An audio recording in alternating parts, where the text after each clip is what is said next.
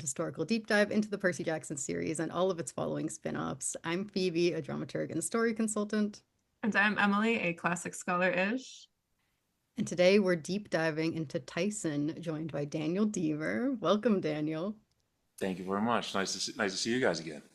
It's great to see Yeah. you again. Thank you again for joining us today. Yeah, of Of course. No, course. I'm really excited. This is my favorite part of Mhm. discussing shows in general is kind of like the nuances behind them. So I love nerding out. I'm very excited.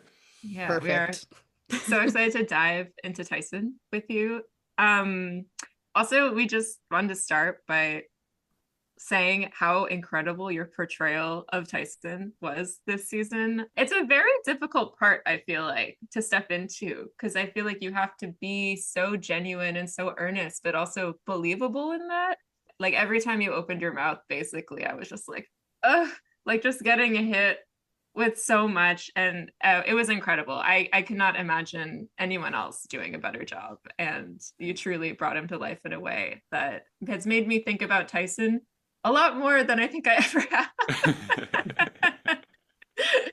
That's the goal. That's the goal. So that makes me Yeah. very happy to hear. I genuinely really appreciate it. We are super excited generally because you grew up with the books and also kind of grew up with Percy. We're sort of also in that age bracket, so I feel Mhm. like getting each new book coming out and really experiencing the journey with him is definitely like a core piece of how we've interacted with this story.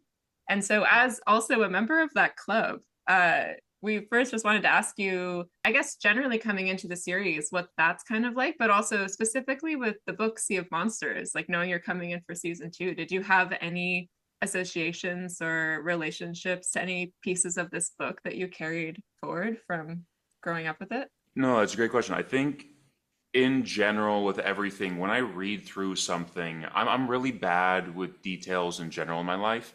Um, I don't really remember specifics or quotes. Any character I've ever played, I don't remember 90% of my dialogue. It just Hmm. is kind of in one ear, out the other. What I remember and how I experience most of my life is through feeling. It very much like a visceral experience of things. And so when I take in books, that's kind of what stays with me permanently. It's kind of like the rise and fall of how I kind of emotionally took in the experience of reading something and the story and the characters.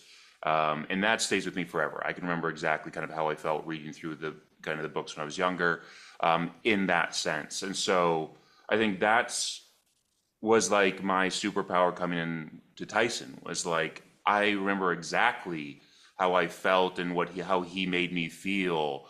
And so with any character, whatever I viscerally read on the page, that's what I kind of try to emulate on the screen is how do I take in that energy of how I'm feeling and develop that into a core part of their personality, of their character, and then kind of push forward from there. So there wasn't any specifics of like kind of the relationships, or kind of the lines that Rick had written.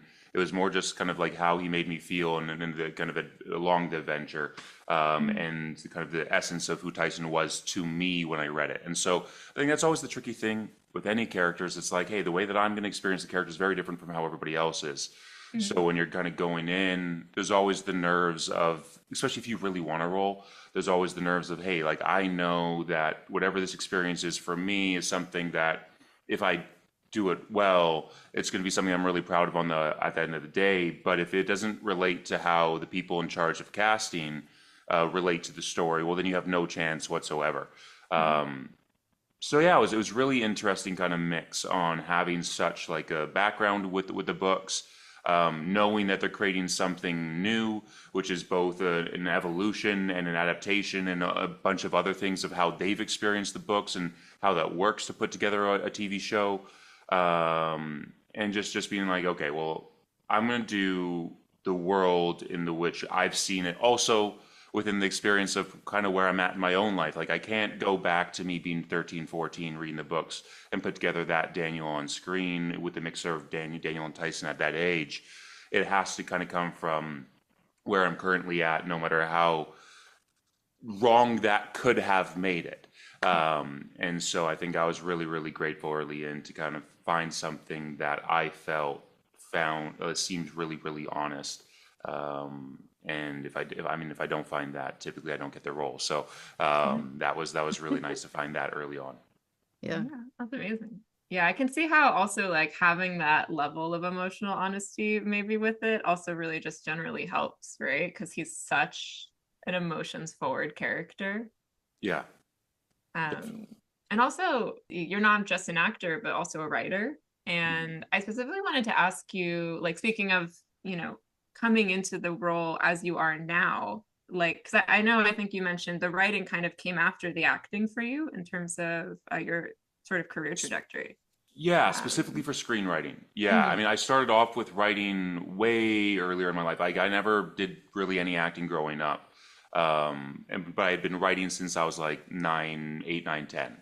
Mhm. But Mhm. screenwriting movies, kind of the world of that started when I was like 18, 19. Yeah, well, I was just thinking, especially with the screenwriting, because I know I started from my background a little. Like I wrote novels for years, and then I Okay. only recently transitioned to theater, and it is so different. Hmm. So I was wondering if like having that experience now on the other side of a script has informed your performances in any way.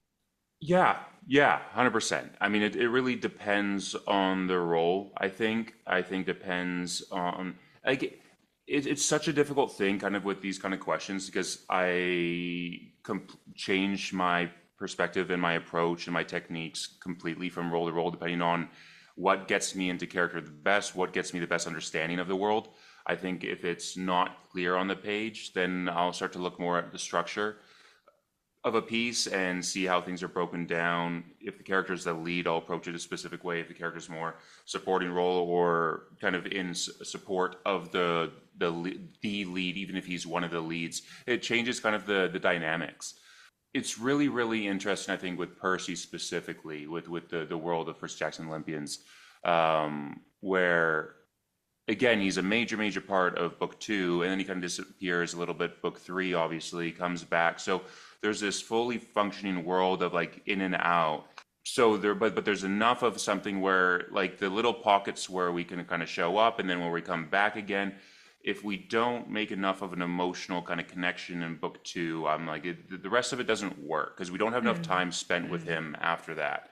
And so that kind of also changes how I approach things because it's like, hey, if I know I'm going to be the lead every single season, I know I'm going to have plenty of time to kind of build things out. So I can do a little bit more of a slow burn.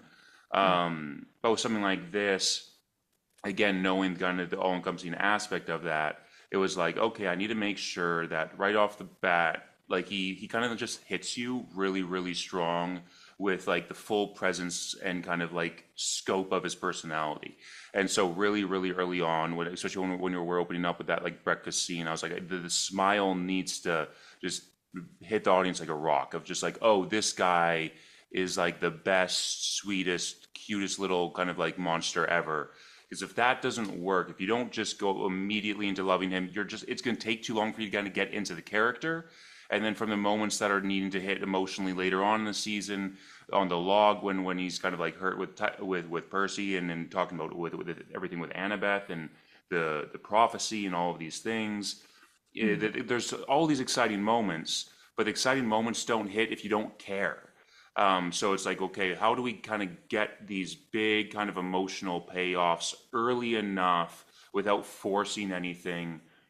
Mm. And so that's all of these things that are kind of going through my mind of how do I build out a scene. It's very much dependent on kind of the structurization of everything. And that can make things tricky because it's like it can be really easy to push things too far if you think that you need to kind of have an impact early on rather than just letting the words kind of do everything for you. But with playing a character that's like so far from where I sit energetically most of the time, it was something where I was like, I think that needs to be the focus for the first little bit. Yeah, I don't know. Mm. It's sort of answering your question, sort of also kind of taking it to a slightly different area. But yeah, the writing in terms of like kind of the arc of a character and how I kind of go into a scene, what I feel like they're asking from me as an actor rather than just as a scene partner kind of changes.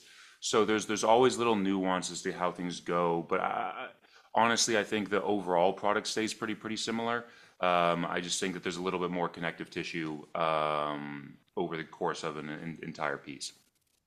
First of all, I'm going to acknowledge for the listeners that my dog is going crazy in the background. So I'm so sorry if you hear her while I ask this question. But, um, but I want to start moving us through Tyson's story this season. Hmm. Um, Sort of vaguely chronologically, but we can jump back and forth as we see fit.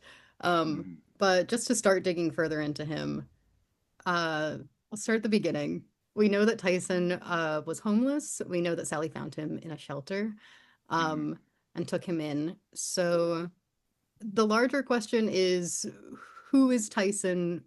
Who is the Tyson who first meets Sally and Percy? But like more specifically from Tyson's perspective, I'm curious what you think his relationship to humans was before encountering Sally Hmm. and what you think that choice was for him to like go with Sally when she made him the offer to come stay with her. Yeah, interesting. Um, I think the way that I kind of approached it was that the danger on the streets, it was a mixture of two things that I think were so traumatic. Was one, obviously, I mean, it's kind of difficult to kind of really understand like the earliest parts of being like a genuine like baby on the streets. Like how does that function? Who's kind of in the space of taking care? Is there a specific kind of like orphanage that he grows up in? There was like, because it's just like if you're seeing like a 1 year old just lying there, and it's the likelihood that the police isn't going to get involved to a certain degree is very, very small. And so is that something with Tyson where he spent a certain amount of time in like a care home for like children and orphans and then escaped because he didn't like it? Rick really doesn't kind of like open up that world very much. So that was something that honestly I kind of wanted to age up from the earliest parts to more just him being probably let's say, because I think he's what, 8 by the Yeah. time that we see him. So probably like around 5, 6, I'm assuming, is when he kind of like made his way on fully onto the streets. Again, especially with his growth and how fast they kind of like age. But also with the slowness of the mental aspect and kind of it's a really, really interesting kind of world to dive into. And because there's no answers, it's just all imagination. But it was something where my view on it was twofold. Of one, he comes into his strength pretty much immediately. It's something that like all Cyclops are born with. Mhm. And so I think very early on into whatever that was, he probably learns, especially with human beings, that that is something that is dangerous, is to be himself in that space and within that strength. And that either it gets him into trouble if he hurts somebody, or even if he's in defense of himself or not, or it's something where he just needs to become a recluse from the world to stay away from, so that that this problems might not don't come to fruition, don't exist.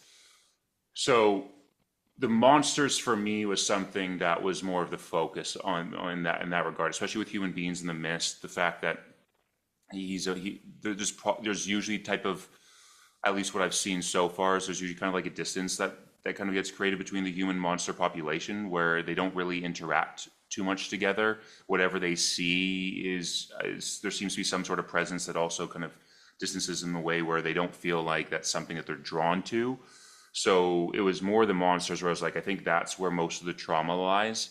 And I think the safety of the shelter, the safety of other human beings, I think is something that for him to take a chance on Sally, it has to be something that while he's been able to interact with her, he has to be able to be a really, really good read on character.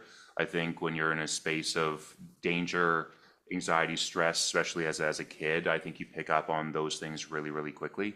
That's It a great. basically, at the end of the day, I was like, I think that the monsters are the focus. That's where the trauma comes from. The human beings are kind of just a distant figure. And the fact that Sally even interacts with them at all says a lot about the fact that she can see through the mist, and Mhm. that there's somebody that's willing to actually take him in as an entity, as an individual.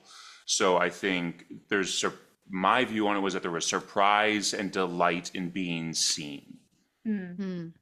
And so when through whatever length of time it took for Sally to kind of see that he was somebody that she wanted to kind of take care of, I think that there's a warmth to Sally and her caring nature that I think would put anybody at ease, especially Tyson, who seems to be somebody who wants to love and give his heart out very, very quickly.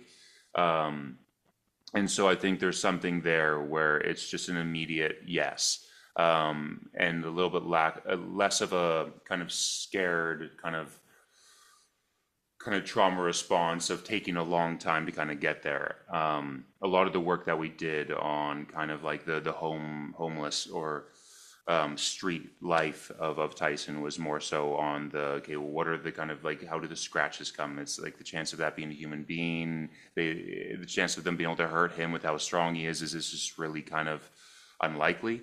And so it's probably more on the monster side of things, the Sphinx, there's a million other creatures on the streets of New York. So I think that was the kind of idea there. I really am super interested in what you said about him being so afraid of his own strength. Like that to me, like even as such a young character in this sort of imagining of him, like, because I think it also really highlights something about Tyson that I think this show captures so wonderfully for me, which is like, it brought to mind immediately that moment in 206 with Polyphemus where he screams like, no, I don't want to hurt you, to Polyphemus, who's like attacking him and who at this point has been like this, pretty insurmountable antagonistic force against everyone else. And like it's just something I love about this version of Tyson is just like how much he is able to completely subvert every expectation of him, even when you just start to settle into a pattern. Like in 204, when you're starting to, when, every time we come away from, a bullying situation, like with Clarice or Lost Dragonians, he's like, I liked them actually. And then just when you start to get used to that with Annabeth and saying like, well, I don't like what she said about you. Like it just sort of keeps this going throughout the whole season, it feels like, where every time you start to settle into, thinking you understand a status quo in some way in a relationship or in a character or how the world works, like this character comes in and is just like, no, never mind. Think about it in a different way, please. Like I remember like especially in 201 when he calls Grover a monster, which is brilliant because of course that is a conclusion he could so easily draw. I can only imagine as an actor, like being that kind of source of friction in almost every scene must be such an interesting thing to like role to play, especially in a character who probably wants to cause the least amount of friction. So I was just curious, like, what was it like, kind of like, I don't know, like finding all of those moments and those line deliveries and like how you kind of walked that line. I mean, to be honest, it really ends up being a lot simpler than you'd think. I think it goes to exactly what you're saying of him being a character that wants as little friction as possible. And so it's you go in with that intent, and whether it's something where with the log line of I don't like the way she's talking about you like that,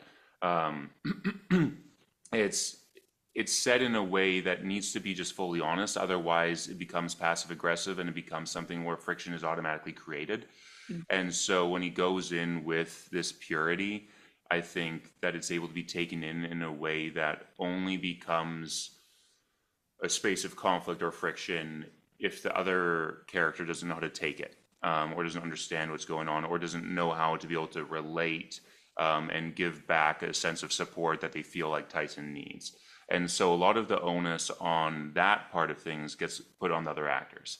So I can sit within that, and the reaction that they give me allows me to just kind of, it's just ping pong tennis. It's back and forth. And so if I plan it all out ahead of time, it doesn't really work. You don't kind of be able to exist within the scene. And so it's like, okay, the intention from the start is like this. And so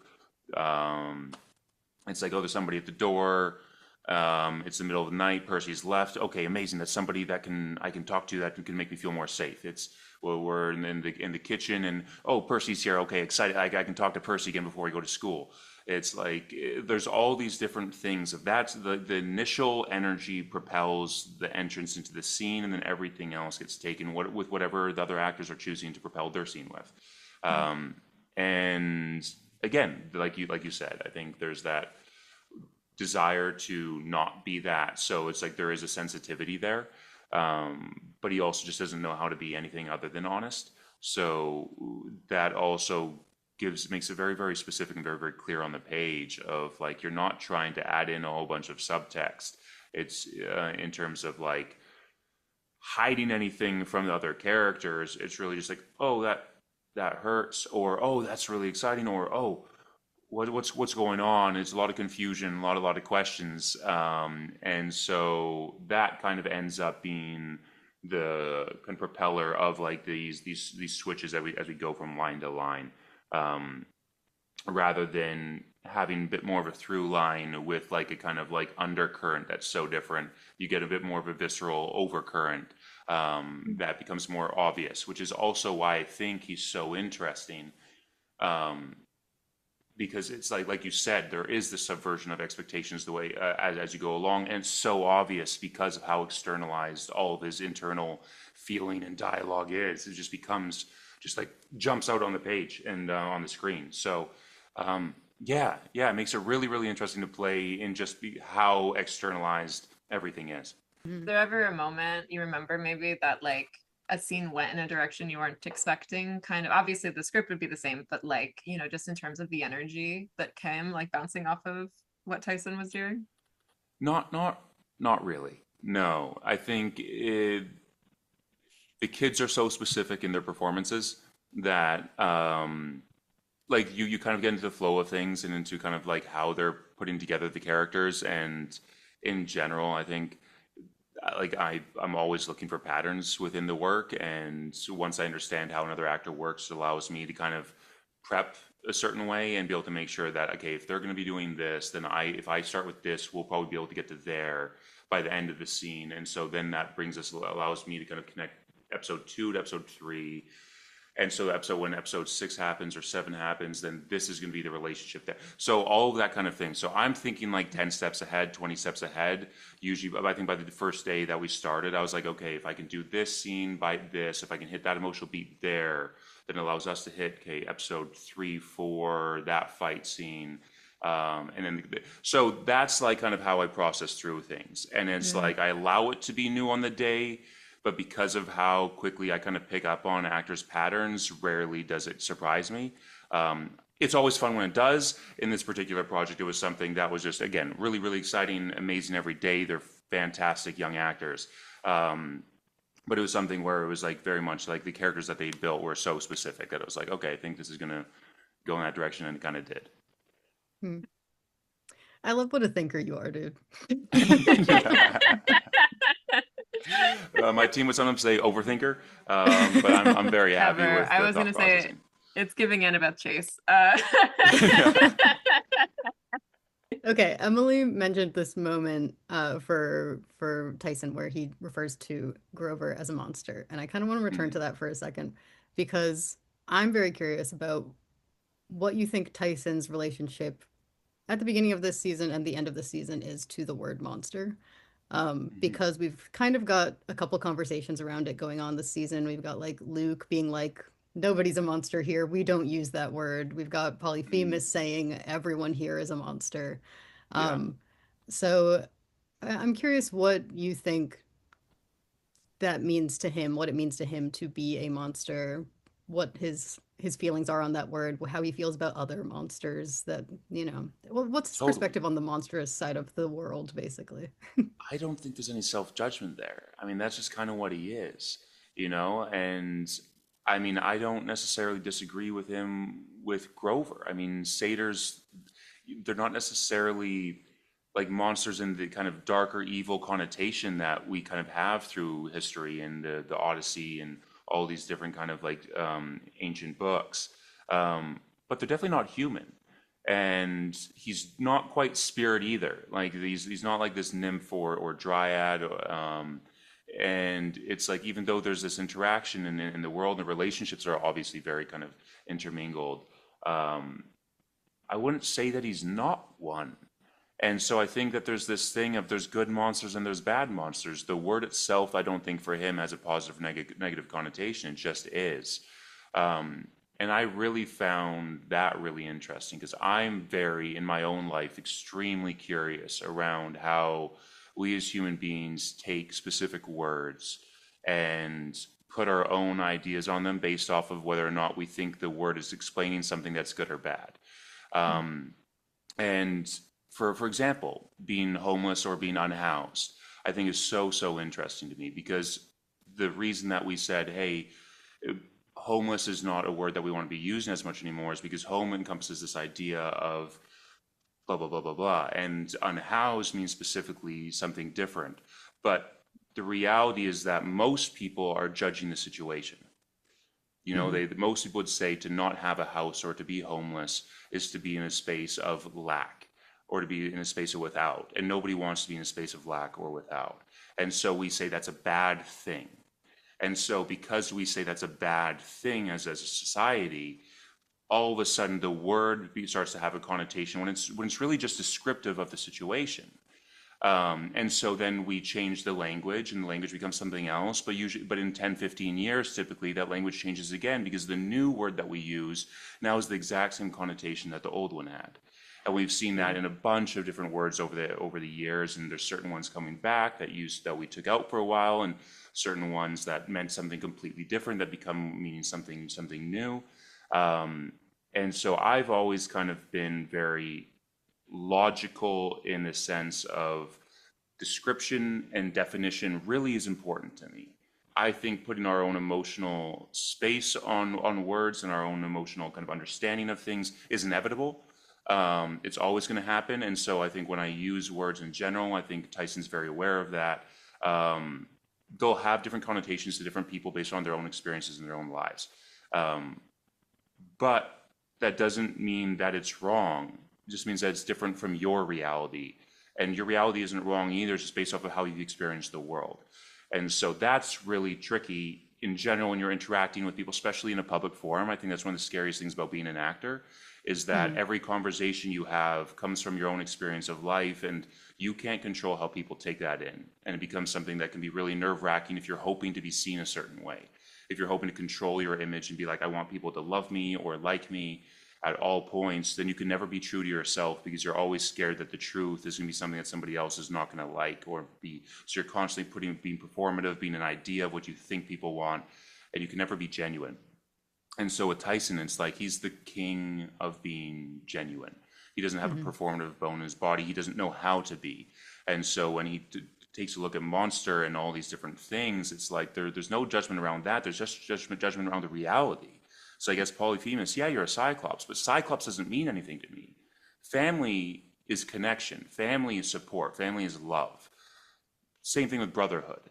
And so the idea for him is this kind of deeper connection. It's like, yeah, you might be my relation, but you represent everything that I hate in the world.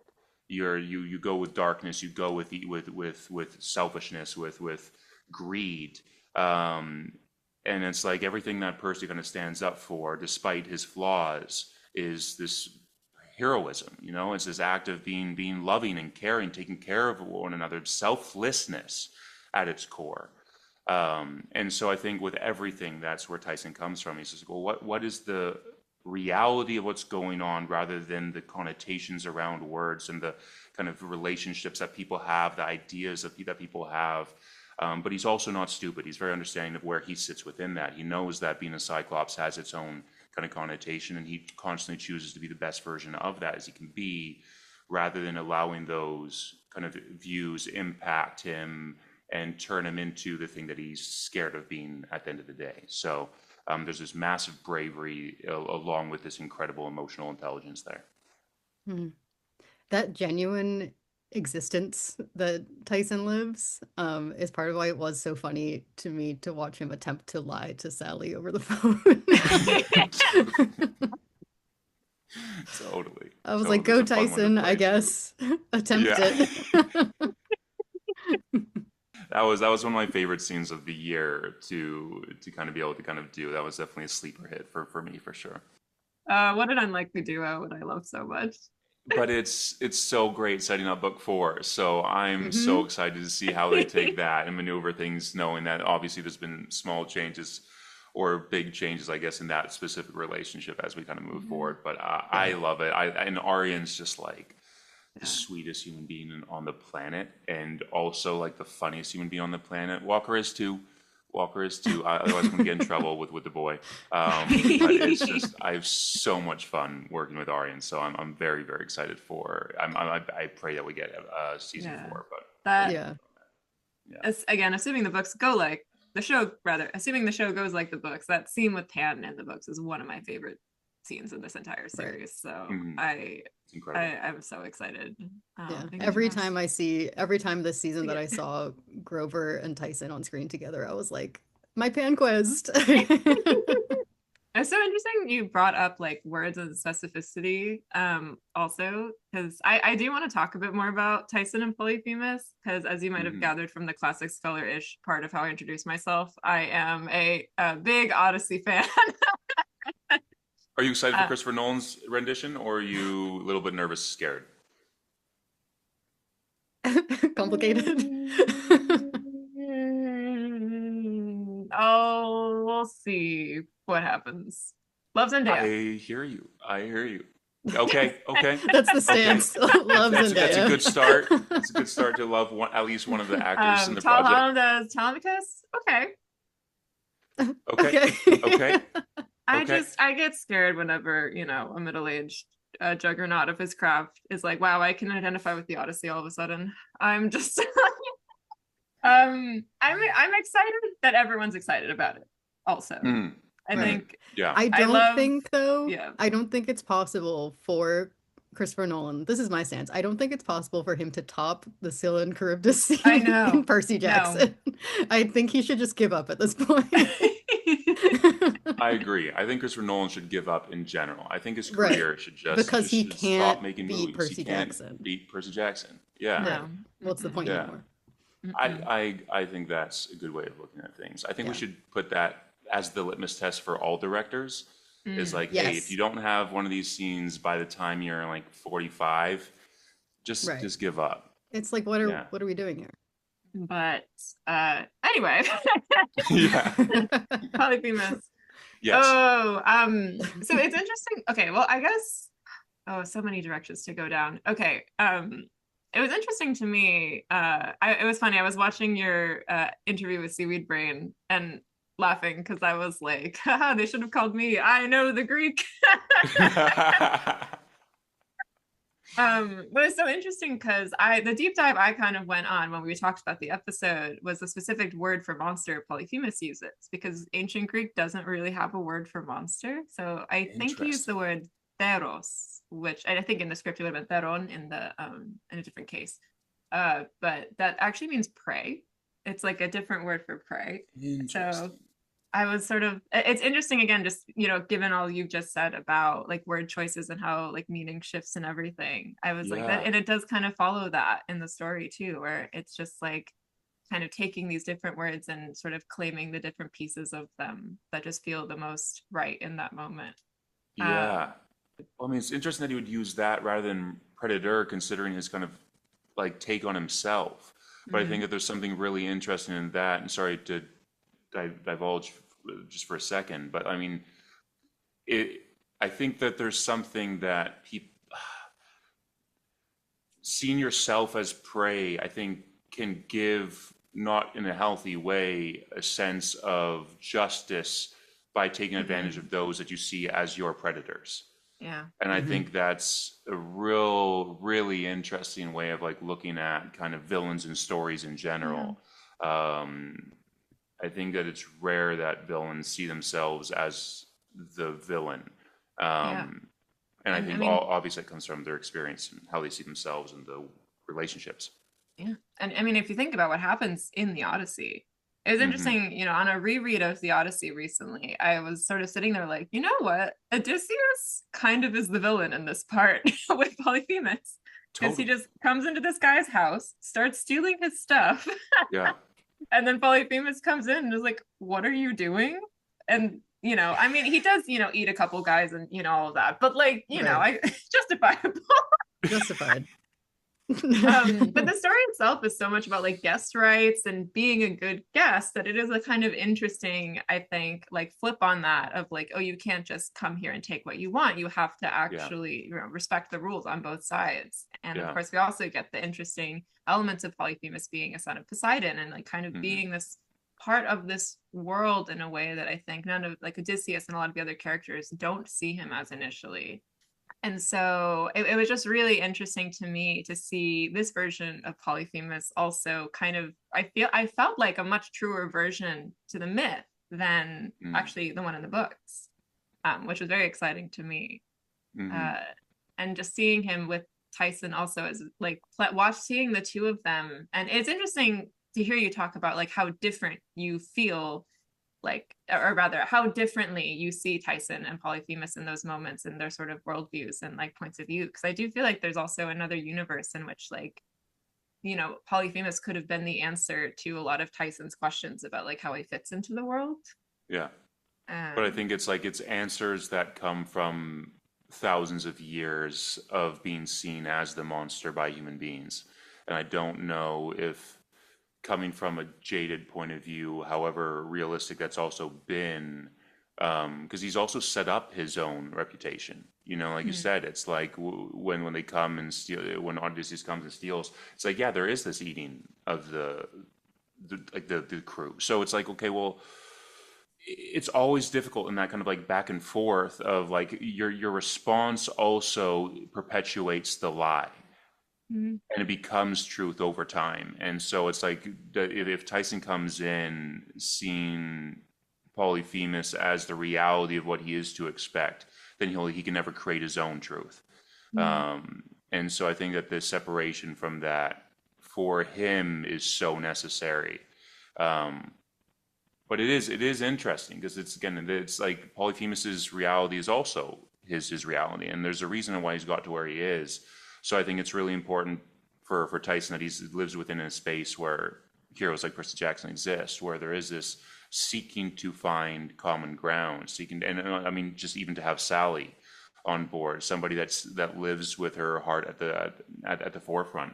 So I think without that, we don't have room to find connection. We go with whatever our first image is, our first kind of take on somebody is. And so I think to have people that are willing to question the status quo or kind of like challenge our ideas on how we take in the world or other people, I think is always very important. I think that's what we kind of seek to do as artists in general. So I think Sally is such a great representation of artists at their best. Because you also have artists at their worst that just get hateful based off of the hate that they've seen, and they become everything that they sought to destroy. And Sally really stays kind of the course and allows Percy to kind of follow in that pathway and become the hero he needs to become. Yeah. Anyways, that tangent after tangent, I could talk about this stuff forever. So, but yes, I mean, same. fully That's find it really fascinating. I want to small pivot. I want to return here to something that we talked about in LA back in December, Mm-hmm. which was Tyson's compasses at the start of the season and Mm-hmm. that fear of being lost and how much he is seeking a sense of home this Mm-hmm. season. Um, and we asked this question only knowing what happened in the first 4 episodes of the season. So I'm curious how that journey is tracking for you in the second half of this season, since we can now talk about it. Yeah, I mean, I think with Tyson, there always seems to be a North Star of who he wants to be and how he wants to kind of pursue things. That's so clear. I think it's this funny thing of being both very lost and both knowing exactly where he wants to go at the same time.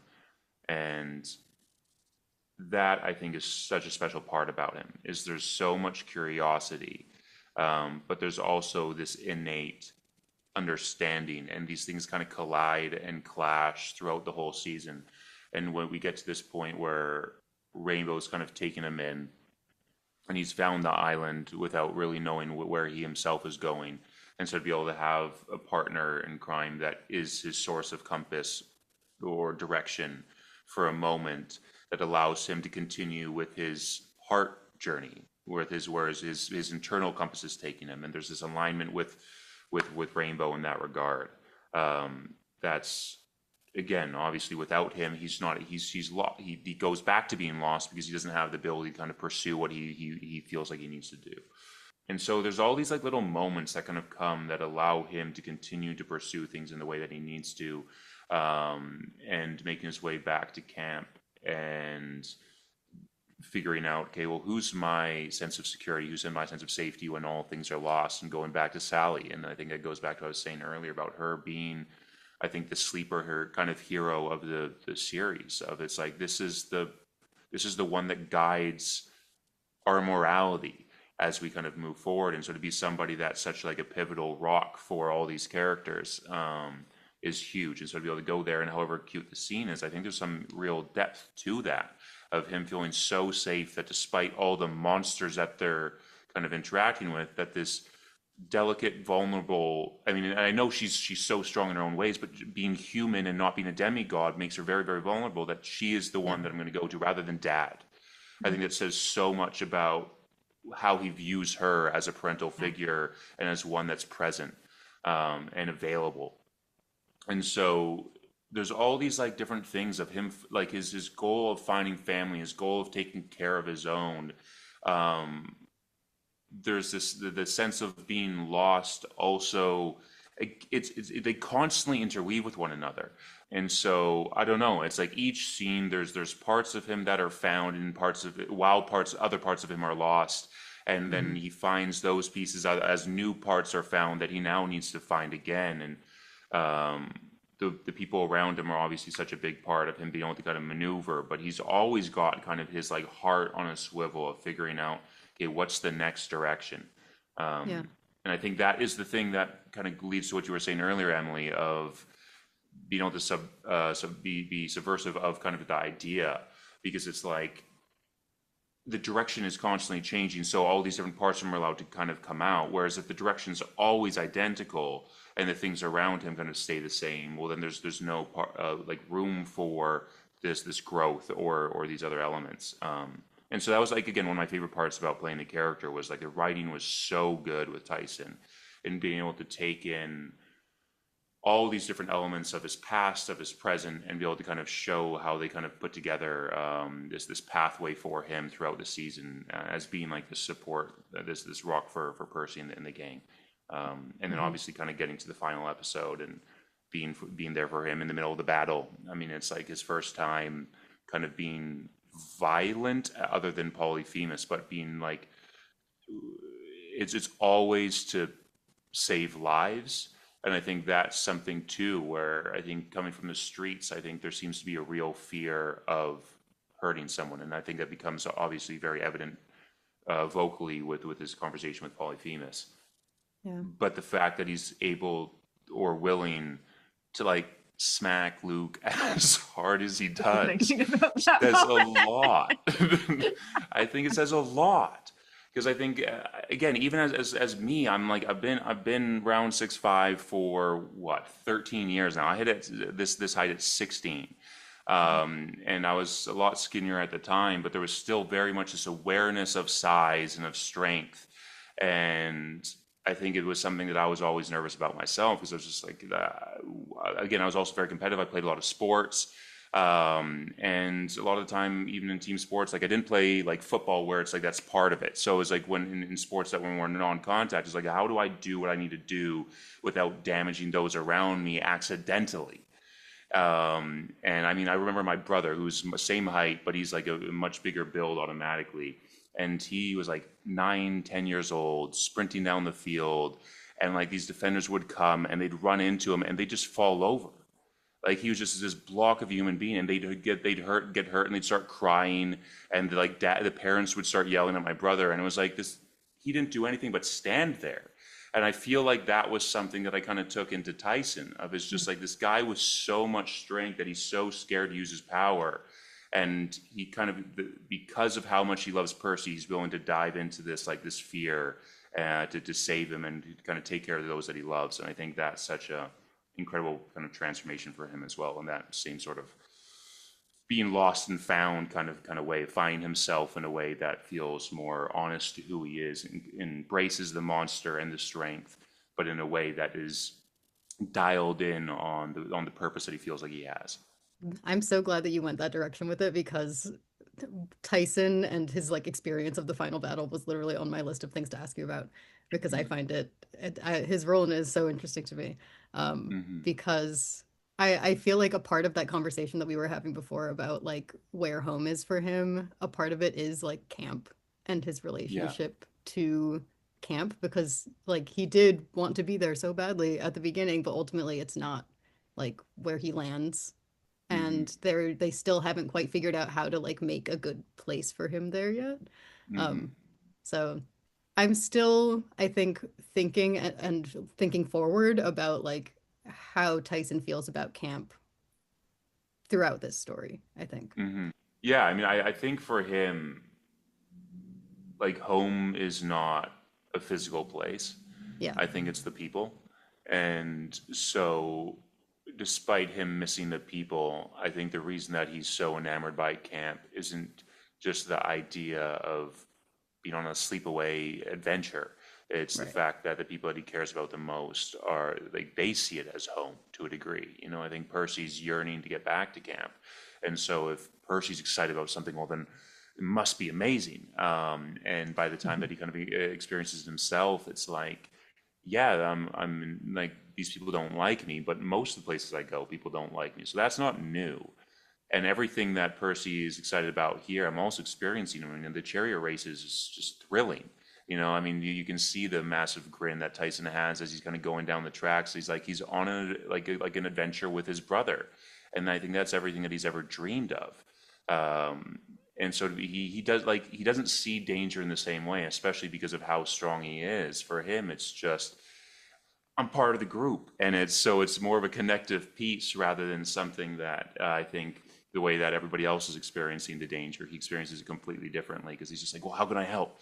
Rather than like, oh shoot, there's like killer birds that could murder me. It's just like, no, we got to save everybody. So it's Yeah. it's so much fun to play into in that space. The chariot race sequence, I am obsessed with it. It was It's so so cool. much fun to be a part of. I think that's like one of those like it's gonna be one of those experiences that like no matter what I take with me for the rest of my life. It really is. A bunch of things that we did on this show, just because of how unique and special they were, but also just like the genius of Jules and the team and yeah, I mean just how they set up the camera work and the movement. Yeah, it was so cool to see the intricacies of the actual like building of the scene rather than just the finished product as well. All right.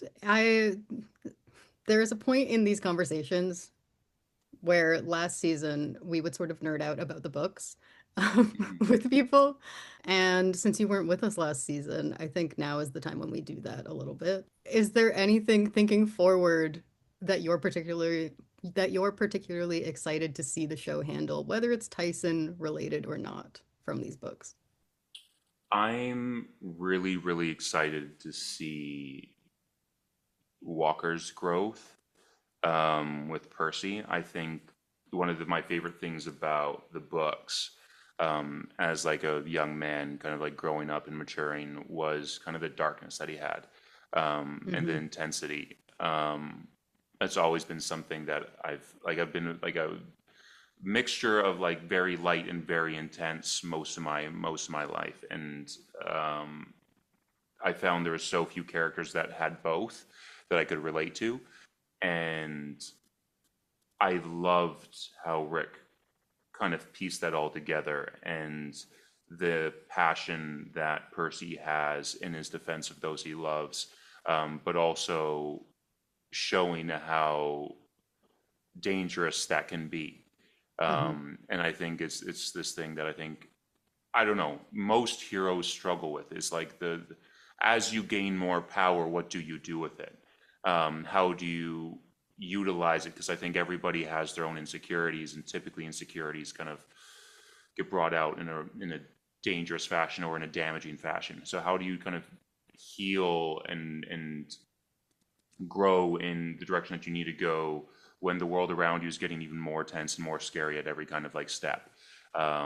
So I'm really, really, really excited to see what Walker is able to do with the character, his kind of journey with Percy. I'm very excited for the Labyrinth. I think for Tyson, despite how incredible the Battle of the Labyrinth is, I mean, sorry, the Last Olympian is. I love the relationships in there. I think it's so much fun, and there's so many monsters. So I'm really excited to kind of see how visually they build that all out. I don't know. I don't know. It's really difficult because I think there were so many like little parts in the earlier books that we haven't had a chance to explore as well. Selena is a huge one of those. Building up Chris Rodriguez more, kind of Clarice's character in the Labyrinth is also so interesting. I think Clarice talked. I mean, Dior talked about how in the book, especially in book 2 in Sea of Monsters, Clarice could be a character that she found very difficult to love. I fully agree. I was like seeing how many times she was like in her frustration or whatever, kind of like out, like I mean, outing Grover to Yeah. Polyphemus. I was like, Yeah. oh, and so to be able to kind of have a bit of a payoff for her, and I mean, she's built it out so beautifully already, but to be able to have more space to do that. So I don't know. Like honestly, it's just like this everything. You know, I think I'm so glad that we're kind of getting into territory that we've just haven't seen on screen. So I'm just praying that we get the full 5 at least. I think that would be just, I mean, for the fans and for myself, selfishly, just would be such an incredible thing to be able to have that kind of whole story fully realized and be able to kind of go look back rather than just being like, hey, I was able to be a part of it for a second, and to build out a character that for a season I was really, really proud of, or 2 seasons really, really proud of. To be able to like fully develop kind of that journey would be so special. So Yeah. we'll see. But all of it, all of it. And this is a bad answer. I'm so sorry. No, it's a No, good it's a answer. It good should be all of it. The answer should be all of it. What you said about Percy is actually one of the things that I find very interesting about Tyson, about Mm, that like darkness that manifests in Percy, is because I think it comes for Percy partially from his fatal flaw, and I feel like Tyson has the same fatal flaw. I fully Um, agree. and they just sort of manifest in different ways. Yeah, exactly that. I'm happy to hear it sounds like a Battle of the Labyrinth lover. When Yeah. we had Walker on, he I think judged me a little bit for ranking it above the Last Olympian in my book ranking. It's been my favorite as well. I also put it ahead. So Walker can judge all he wants. I don't care. I mean, I think part of the judgment was that you put the last Olympian in third. So Oh, wait. Okay, so wait a Titan's second. Curse. What is your order? Titan's Curse? Battle Labyrinth, Titan's Curse, Last Olympian. Interesting. I think then it was Lightning Thief, Sea of Monsters. I do love the Odyssey, so I don't know. I might flip Lightning Thief and Sea of Monsters. Yeah, if you want, if you have your own ranking you want to share, please. No, I was totally thinking about it, and I was like, this is a bad idea. What am I doing? Like putting myself in harm's way for what? Yeah. Walker did it. Yeah, but he's a kid. He doesn't know better. Yeah. Right. What will you ask? So is Bad 11th then your favorite? Are you comfortable Yeah. admitting? Yeah. Yeah. Battle Labyrinth is my favorite. Last Olympian is my second favorite. Yeah. I think That's as much as you those get. Yeah. We don't do bottom threes. I think it was such a funny thing, and I don't know if this is too much of a tangent because it's just nothing to do with what we're talking about. But on the press tour, it was so funny because they kept on giving us like the this or that kind of questions of like who's the least likely to do this, who's the most likely, and 99% of the questions are just like who's like most likely to break on set, who's going to forget their lines, who's going to be late. And I was like, okay, if these were like full on adults that I've been working with, but it's like if I'm just like kind of like completely just stomping down on like certain kids, I'm like, I can't answer these questions. This is terrible.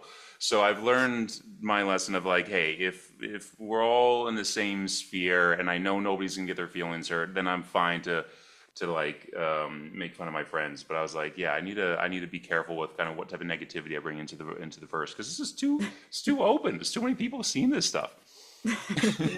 Yeah, yeah. Okay, so we are unfortunately nearing the end of our time together. So we have to ask you our final question, Okay.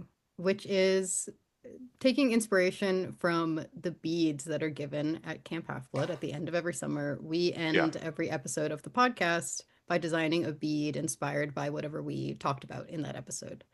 So, Mm.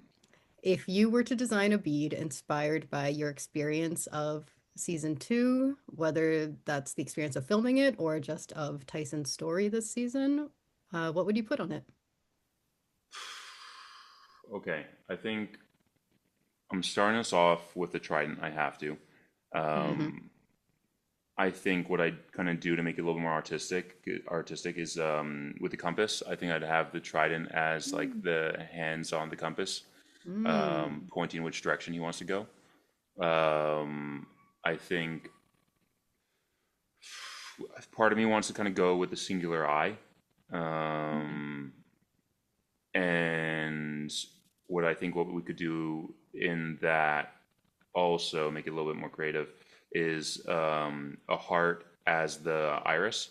Because I think that Tyson leads forward with his heart at all moments. Then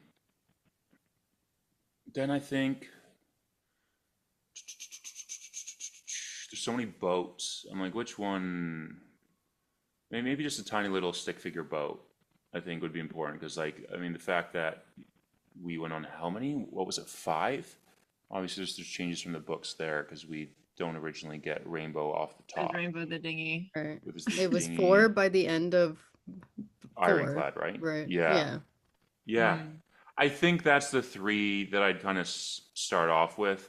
I'd love to think about that longer, but if we're going with the most obvious choices, which is not always a bad thing, I think that's kind of how I'd put it together. Yeah. Amazing. Beautiful. I can see it now. I was gonna say, you know what? Weirdly, you talking about it had me like, hang on, there's a boat, there's an eye. Hang on. There we go. There we go. Rick was ahead of us on the game. Yeah. For those listening to the podcast, I'm holding up my original paperback cover of The Sea of Monsters. Yeah, I mean that's the exact same one that I read because I think I was like what? I don't. By the time that came out and I got together, I don't know, 14, 15? 2006. Yeah, yeah, yeah, right around there. 2006 would Yeah. have been. Oh no, I was younger. Maybe I was 11, 12 at the time. Yeah, because I think I was a little bit late to the party, which on it. So I think there's probably a couple out by the time I picked it up, which is probably a good thing because I didn't have to wait as long. Sea of Monsters was my first Percy Jackson book. Wait a second. First Percy Jackson book, as in it had just come out when I started the Percy Jackson series. Not that I read it for the... Okay. Not that I read it first. Imagine. I was gonna say that's. I was that's really unfortunate. confused. Yeah.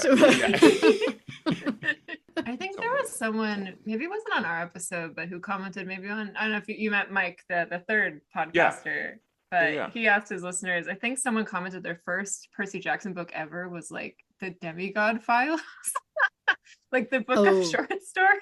I did read that as well. I completely forgot about those. Yeah. Yeah, I read those as well. Okay. Well, next time I'll have to ask your Diary of Luke hot takes, but It's been too long. You got to like we got to give me a few weeks with how busy things are right now. A few weeks to just prepare and read through everything again because I feel like this was a good kind of like dive into the season. But if we're gonna like nerd out over all the books, then I got to be more prepared again. I've forgotten too You need much. to do some studying. Yeah, exactly. Okay, Yeah, we'll bring you that'll back after that. Beautiful. Okay, thank you so much for being here with us, Daniel. Thank you, guys. Again, amazing work on season 2, and we can't wait to have you back when season 4 at least. We don't know how much of a role you're playing in season 3, but Yeah. yeah, we'll see you soon, hopefully. I would love that. I'm very Good answer, exactly. Yeah. Is that the Grover Underwood and the Olympians sweatshirt? It sure is. Oh, you're Sure kidding. is. That's so good. From my first podcast. Actually, no, I've done 1 or 2 before, but one of my first bigger podcasts. So I decided to wear it in commemoration. Yeah. Right.